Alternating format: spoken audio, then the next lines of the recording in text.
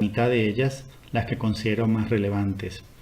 Y lo primero que quiero hacer notar es que hay un patrón en la Biblia donde, refiriéndose al aviso, ata o enlaza el Antiguo Testamento, Evangelios y las cartas o libros del Nuevo Testamento.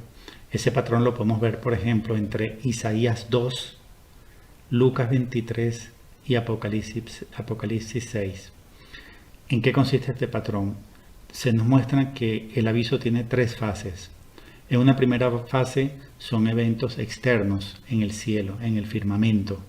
En una segunda fase pasa a factores o avisos, preavisos, anuncios, alertas en la tierra, tipo terremotos o en la naturaleza, los animales, etc. Y en una tercera fase pasa al interior del corazón del hombre, es decir, al arrepentimiento. Entonces, vamos a verlo cómo se ve esto entre Isaías 2, Lucas 23 y Apocalipsis 6. En la fase 1 vemos, por ejemplo, el sol se puso negro como paño de crin y la luna toda como sangre, ¿no? Y las estrellas del cielo cayeron sobre la tierra. Es decir, algo pasa fuera de la tierra, en el firmamento. En el cielo hay una primera alerta. En la fase 2 vemos, por ejemplo, que dice, estoy citando estas tres citas de la Biblia que mencioné, Isaías 2, Lucas 23 y Apocalipsis 6. Dice, cuando Él se alce para hacer temblar la tierra. Y vuelve a decir, hace temblar la tierra. O también, los montes y las islas fueron removidos de sus asientos. Imagínense el tamaño del terremoto para que los montes y las islas sean removidos de sus asientos. No estamos hablando de un terremoto de magnitud 5 o 6, tiene que ser de una magnitud mucho mayor. Y en la tercera fase pasa al interior y es cuando dice, por ejemplo, entra en la peña, húndete en el polvo, lejos de la presencia pavorosa de Yahvé. O entra también en las grietas de las peñas y en las hendiduras de la tierra, lejos de la presencia pavorosa de Yahvé. O también dice, entonces se pondrán a decir a los montes, caed sobre nosotros, y a las colinas, cubridnos. Y en Apocalipsis dicen a los montes y a las peñas, caed sobre nosotros y ocultarnos de la vista del que está sentado en el trono y de la cólera del Cordero. Lo que está queriendo decir es que va a haber un momento de arrepentimiento masivo de la humanidad, donde todos nos vamos a sentir así como trágame tierra. Es decir, preferimos que las peñas caigan sobre nosotros, preferimos estar hundidos en el polvo, estar debajo de las rocas, pero lejos de la vista de Dios, de la presencia pavorosa de Yahvé. ¿Por qué? Porque Él nos va a mostrar el estado de nuestra alma y muy posiblemente sea distinto a lo que pensamos, pues el autojuicio es normalmente errado. Pensamos que somos buenos, nos creemos buenos ante Dios y ante los hombres, pues Dios nos va a demostrar que no somos tan buenos y que nuestra alma no está tan sana como lo pensamos. Ahora, de estas tres citas voy a destacar en particular la de Lucas 23 porque nos da un indicio sobre el momento histórico en el que ocurre el aviso. Por eso la voy a leer completo, esta en particular. Lucas 23 del 27 al 30 dice, le seguía una gran multitud del pueblo y mujeres que se dolían y se lamentaban por él. Jesús, volviéndose a ellas, dijo, hijas de Jerusalén, no lloréis por mí, llorad más bien por vosotras y por vuestros hijos, porque llegarán días en que se dirá, dichosas las estériles, las entrañas que no engendraron y los pechos que no criaron. Entonces, en ese momento, se pondrán a decir a los montes, caed sobre nosotros, y a las colinas, cubridnos. Notemos lo siguiente. En la época de Jesús y durante en realidad 6.000 años de la historia de la humanidad, se consideró la esterilidad como una maldición. La mayor tristeza de una mujer era ser infértil. Y en la Biblia tenemos muchos ejemplos. Sara, la mujer de Abraham, que no le podía dar un primogénito. O Ana, la mamá de Samuel, la misma madre de Sansón. Y por último, pues también la madre de San Juan Bautista, ¿no? Entonces, estas personas sufrían enormemente por ser estériles. Si vemos el llanto de Ana en el templo, la mamá de Samuel, el dolor de esa mujer por ser estéril era la mayor tristeza, el mayor dolor de una mujer. Se consideraba de hecho una maldición porque de una mujer fértil salían muchos hijos y de la cantidad de hijos salía el trabajo, la agricultura, la cría, la prosperidad, toda la hacienda, todo lo que una familia tuviese dependía pues del número de hijos que tuviese. Entonces, por 6.000 años se consideró una dicha la fertilidad y una maldición la infertilidad. ¿Qué es lo que está queriéndonos decir Jesús en Lucas 23? Él y solamente Él sabe en ese momento, hace 2.000 años, cuando va camino al Calvario con la cruz, que iba a llegar una época futura, perversa, en la cual se iba a voltear esta situación y se iban a considerar dichosas las estériles, las entrañas que no engendraron y los pechos que no criaron. Es decir, malditas la fértil, desdichada la fértil, la que cría, la que engendra, la que amamanta. ¿Cómo es posible? En la época de Jesús era impensable eso. Pero Jesús sabía que había una época futura asociada al tiempo de la anticoncepción, de los matrimonios homosexuales y del aborto, y por supuesto también de la ideología de género. Y él asocia el aviso a ese momento histórico cuando dice, entonces, en ese momento histórico, se pondrán a decir a los montes, caed sobre nosotros, y a las colinas cubridnos. Y recordemos, según este patrón que estoy explicando, que esto de decir a los montes, caed sobre nosotros, y a las colinas cubridnos, es lo mismo como aparece o similar en Isaías 2 y en Apocalipsis capítulo 6. O sea que el momento del gran aviso lo había circunscrito Dios al momento histórico de la generación perversa actual asociada a la ideología de género, matrimonio homosexual, contracepción y todo lo que es el aborto, ¿no?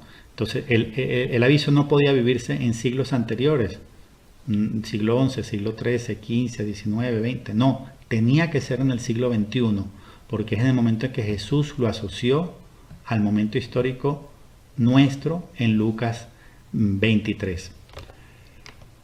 Otras citas bíblicas sobre el aviso voy a compartir. Ya mencioné antes la de 1 Corintios 4:15, de modo que no la voy a repetir. Pero también tenemos 1 Corintios 13:12 que dice, ahora vemos como un espejo en enigma, entonces veremos cara a cara. Ahora conozco de modo parcial, pero entonces como seré, como soy conocido. Fíjense que dice, conoceré como soy conocido. Es un juicio particular, es individual y además no es mi autojuicio, porque al decir conoceré como soy conocido quiere decir que no soy yo que me estoy evaluando, es Dios quien me está evaluando a mí. 1 Corintios 14:25 dice, los secretos de su corazón quedarán al descubierto y postrado rostro en tierra adorará a Dios confesando que Dios está verdaderamente entre vosotros. Esto nos deja ver que no es el juicio final, no es el momento de la muerte, porque da oportunidad de arrepentirse, de postrarse en rostro en tierra y de confesar a Dios. Es decir, es un momento de arrepentimiento, no de muerte. No es el momento de la muerte, ni es el juicio universal. Daniel 12:10 dice, muchos serán lavados, blanqueados y purgados. Los impíos seguirán haciendo el mal. Esto se parece a lo que leímos antes de la cita de la carta de Conchita, porque al decir muchos serán lavados, blanqueados y purgados significa que los buenos se santifican. Y cuando dice los impíos seguirán haciendo el mal, es lo que decía Conchita, el malvado seguirá haciendo el mal, pero por lo menos tiene una advertencia de Dios de que le queda poco tiempo, de que queda poco para que venga el justo juez. En Lucas 21, del 25 al 26 dice, habrá señales en el sol, en la luna y en las estrellas, y en la tierra angustia de las gentes, perplejas por el estruendo del mar y de las olas, muriéndose los hombres de terror y de ansiedad por las cosas que vendrán sobre el mundo, porque las fuerzas de los cielos serán sacudidas. Aquí está refiriendo a esas señales cósmicas o externas, ¿no? en el firmamento, que son como por así decir la fase 1 del aviso. Apocalipsis 3, del 2 al 3 dice, ponte en vela, reanima lo que te queda y está a punto de morir, pues no he encontrado tus obras llenas a los ojos de mi Dios.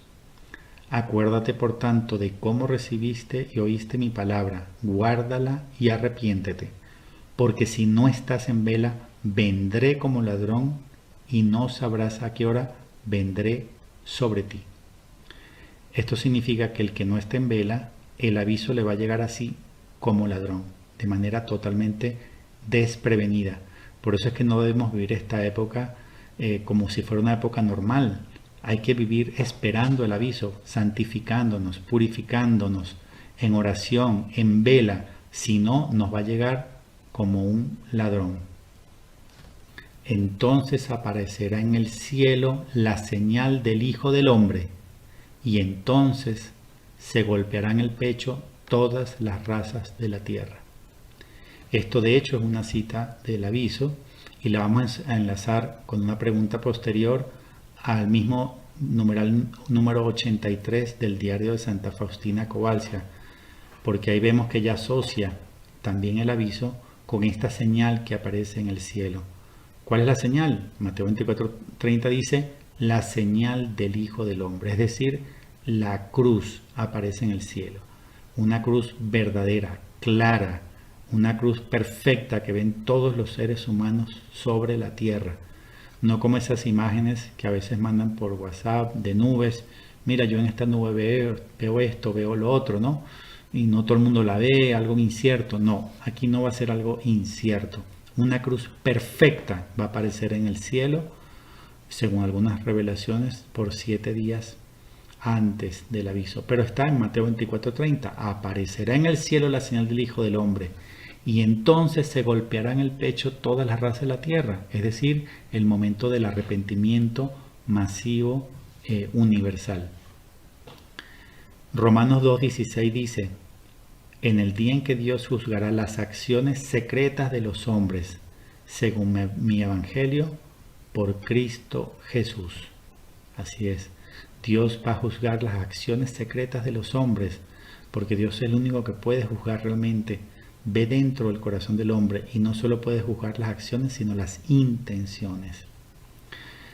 También está Zacarías 12, del 8 al 4, que dice, aquel día me dispondré a destruir todas las naciones que vengan contra Jerusalén. Derramaré sobre la casa de David y sobre los habitantes de Jerusalén un espíritu de gracia y de oración. Mirarán hacia mí. En cuanto a aquel a quien traspasaron, harán lamentación por él como lamentación por hijo único, y le llorarán amargamente como se llora amargamente a un primogénito. Aquí muy posiblemente nos está dando una profecía sobre la conversión del pueblo de Israel, porque van a lamentar de haber aquel al que traspasaron, y lo van a lamentar como un primogénito, como hijo único.